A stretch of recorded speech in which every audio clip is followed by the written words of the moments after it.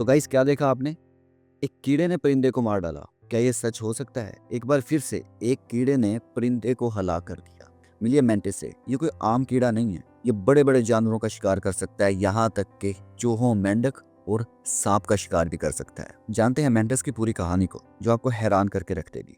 हकीकत यह है कि मेंटिस सिर्फ अजीबोगरीब नहीं दिखते, बल्कि असल में ये किलर मशीन है। ये न सिर्फ अपनी ही नस्ल के दूसरे कीड़ों को मार सकते हैं, बल्कि परिंदों, सांपों को भी हलाक कर सकते हैं। यहाँ तक कि बिल्ली के साथ भी ये लड़ सकते हैं। लेकिन आखिरकार वो क्या चीज है जो मेंटिस को इतना बेखौफ, जारहाना और खूंखार बनाती है? आप जानते हैं, बिल्लियां चूहों का शिकार करती हैं, छिपकलियां कीड़ों को खाती हैं, लेकिन मेंटिस के मामले में बिल्कुल भी ऐसा नहीं है। इनका सबसे बड़ा दिफाई हथियार हमला करना है, और वो भी कोई मामूली हमला नहीं। जरा इस छिपकली को देखें। कोई भी हैरान रह सकता है कि एक शिकार ही उस पर हमला करते हो। अब देखें कैसे मेंटिस की ताकतवर अगली टांगें छिपकली के सर को जकड़ लेती हैं, ताकि वो अपना जबड़ा बंद ना कर सके, और बस यही काफी है। मेंटिस समझता है कि अब शिकार को जिंदा खाने का वक्त आ चुका है, लेकिन यहाँ तक अगर शिकार बचकर निकल भी जाए, फिर भी वो अपनी जान नहीं बचा सकता। छिपकली ने एक बार तो जान छुड़ा ली, फिर वो मेंटिस के चंगुल में आ गई और उसने उसकी गर्दन मोड़कर तोड़ डाली। मेंटिस को वाकई ही हम कीड़ों की दुनिया का सबसे बड़ा किंग मान सकते हैं। ये अपने मोहलिक अगले पंजों का इस्तेमाल करते हैं, जिन्हें वो आमतौर पर आपस में जोड़कर रखते हैं।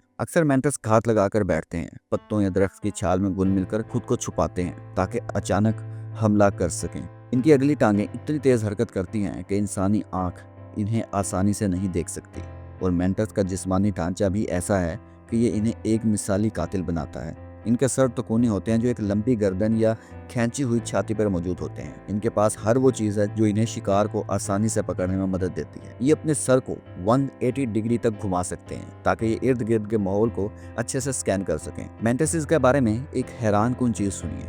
जहां मादा अक्सर अपने साथी को मिलाप के फौरन बाद या इसके दौरान ही खा जाती है, लेकिन मेंटिस वाकई ही निडर होते हैं। ये जानते हैं कि इनके खाए जाने का इम्कान है, फिर भी वो नस्ल आगे बढ़ाने से पीछे नहीं हटते। अब इस क्लिप को देखिए। छिपकलियों और चिड़ियों तक का शिकार तो ठीक था, लेकिन ये सांप, ये कुछ ज्यादा नहीं हो गया? मेंटिस छोटे सांपों पर जरूर हमला करते हैं, वो भी एक खास मकसद के तहत। मेंटिस की पिछली टांगें खासी फासले पर होती हैं, ताकि इन्हें स्टेबिलिटी हासिल हो, और वो तेज हमले करते हैं।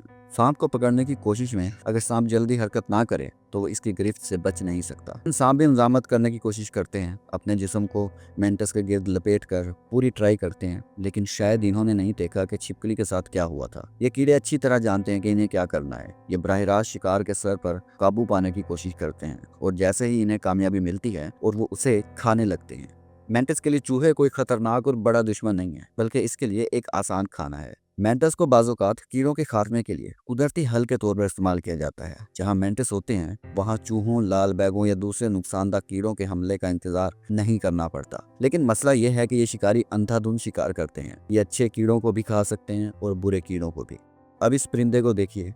तफसीलात के मुताबिक ये पता चलता है कि थैंक गॉड ये परिंदा बच चुका था, और इसके पीछे की वजह थी एक इंसान की मुदाखलत। पहले यह हमें पता चलता था कि ये अंदाजे के मुताबिक शिकार करते हैं, अगर हो जाए तो ठीक, अगर ना हो तो फिर कोई मसला नहीं। लेकिन साइंटिस्ट ने बाद में इस चीज़ को वेरीफाई किया है कि ये पूरी प्लानिंग के साथ शिकार करते हैं। मेंटिस छोटे यूनिवर्सल शिकारी हैं। ये देखिए, मेंटिस मछली पकड़ रहा है। हैरान नहीं हो रहे आप? आम मेंटिस की लंबाई तकरीबन 10 सेंटीमीटर तक होती है। तो गाइज, मेंटिस के बारे में आप लोगों को ये इन्फॉर्मेशन कैसी लगी, कमेंट सेक्शन में बताइए।